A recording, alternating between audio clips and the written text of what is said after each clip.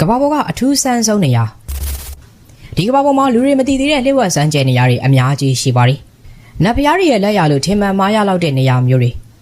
အခုမြင်နေရတာက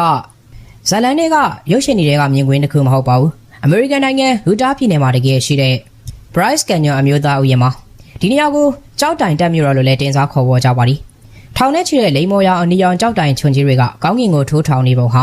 တိတ်ဆိတ်နေတဲ့စစ်တီတော်တွေစောင့်ကြပ်နေတဲ့ရှေးဟောင်းမြို့တော်ကြီးတစ်ခုနဲ့တူမနေဘူးလား။ဒါပေမဲ့ဒီထူးဆန်းတဲ့ကြောက်တိုင်တွေဘလို့ဖြစ်လာလဲဆိုတာသိရင်ပို့ပြီးတော့အံ့ဩသွားပါလိမ့်မယ်။ဒါဟာရေခဲနဲ့ကြောက်တောင်တို့ရဲ့နှစ်သန်းပေါင်းများစွာကြာမြင့်တဲ့တိုက်ပွဲရရလက်တွေပါပဲ။ Bryce Canyon ရဲ့ဇလန်ကလွန်ခဲ့တဲ့နှစ်သန်း90လောက်ကစတင်ပါပြီ။ဒီနေရာဟာတစ်ချိန်ကရေကန်ကြီးတစ်ခုဖြစ်ခဲ့ပြီးတော့အနေကျကြောက်တွေတလွာပြီးတလွာစုပုံခဲ့ပါသည်။အချိန်ကြာလာတော့အဲ့ဒီအနေကျကြောက်လွာတွေဟာမာကျော်တဲ့ကြောက်တောင်ကြီးတွေဖြစ်လာပါသည်။ဒါပေမဲ့တဘာဝတရားရဲ့အကြီးကျယ်ဆုံးဘီသူကဒီနေရာကိုရောက်လာခဲ့ပါသည်။အဲ့ဒါကတော့ရေပါ။မိုးရေတွေကကြောက်တောင်ရဲ့အကြောင်းလေးတွေကိုစိတ်ဝင်နေညဘက်ရောက်လို့အပူချိန်အေးခဲမက်ကိုကြားရောက်သွားတဲ့အခါမှာအဲ့ဒီရေတွေကရေခဲဖြစ်သွားပြီးတော့အရွယ်အစားပိုကြီးလာတယ်။အဲ့ဒီအခါမှာကြောက်တောင်ကိုအတွင်းပိုင်းကနေပြီးတော့မခံနိုင်အောင်ဖြည်းဖြည်းချင်းတွန်းကန်ဖြိုခွဲသွားတော့တယ်။ဒီဖြစ်စဉ်ကိုတစ်နှစ်မှာအကြိမ်200လောက်ထပ်ခါဖြစ်နေတာကိုမြင်အောင်ကြည့်လိုက်ပါ။နှစ်ပေါင်းများစွာကြာလာတဲ့အခါမှာတော့ပြောတဲ့ကြောက်လွာတွေကတိုက်စားခံရပြီးမာတဲ့ကြောက်လွာတွေကအုပ်ထုတ်လို့ကျန်နေခဲ့ကဒီထူးခြားတဲ့ဟူဒူးကြောက်တိုင်တွေဖြစ်ပေါ်လာခဲ့တာပါ။ဒါကြောင့်မလို့ Bryce Canyon ကကြောက်တိုင်တစ်ခုချင်းစီဟာ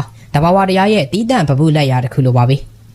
ဒီနေရာရဲ့ထူးခြားမှုကလည်းဒဏ္ဍာရီတွေကိုမွေးဖွားပေးခဲ့ပါသည်။ဒီဒေသမှာရှေးကနေထိုင်ခဲ့တဲ့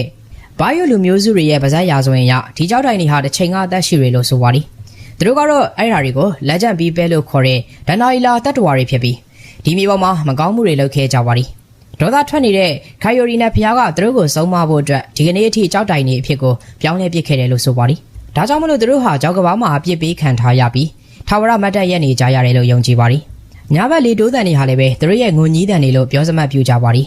။ Bryce Canyon ရဲ့အလှတရားအစစ်မှန်ကိုခန်းစားခြင်းရင်တော့ကားပေါ်ကနေကြည်နေုံနဲ့မလုံလောက်ပါဘူး။ဒီကြောက်တိုင်တော်နဲ့ကြီးတဲ့ကိုကိုရိုင်းကိုကြဆင်းပြီးရှောက်ကြည့်မှဖြစ်မှာပါ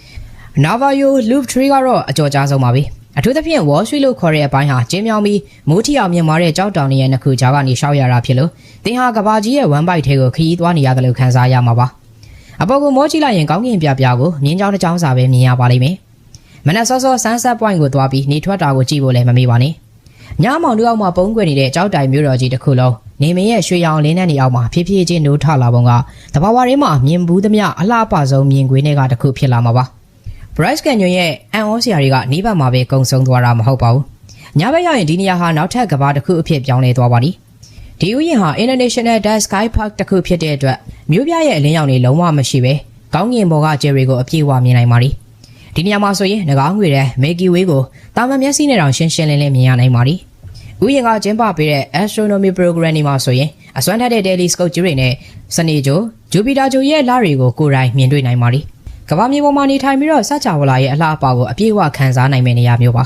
။ Bryce Canyon ဟာအမျိုးသားဥယျာဉ်တစ်ခုမဟုတ်ပါဘူး။ဒါဟာတဘာဝတရားရဲ့အနုပညာပြခန်းတစ်ခုနှစ်သန်းပေါင်းများစွာတမိုင်းကိုပြောပြနေတဲ့အသက်ရှည်ပြတိုက်တစ်ခုပြီးတော့ဒဏ္ဍာရီတွေနဲ့အိမ်မက်တွေတကယ်ဖြစ်တည်နေတဲ့နေရာတစ်ခုပါ။